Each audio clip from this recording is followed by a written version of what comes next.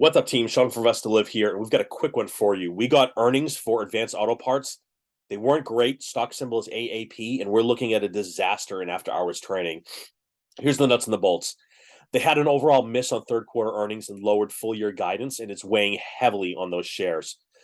The stock, as of recording this, is down $20.47, which is just over 11% negative in after-hours. So here's the deal.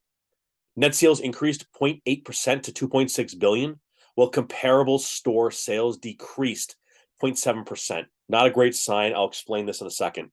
Also, we know that it cut its full year 2022 EPS view down to $12.60 to $12.80. It's a range. This is pretty normal. But it was originally at $12.75 to $13.25, so pretty big hit there. And again, the stock is obviously taking a beating. So here's the nuts and the bolts of it. What does this mean? Does this mean people are buying cars? Does it mean that they're leasing cars? Does it mean they're picking up used cars?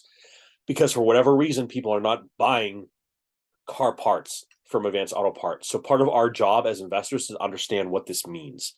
Now, the good news is car parts are always going to be needed. There's always going to be a need for this kind of a store.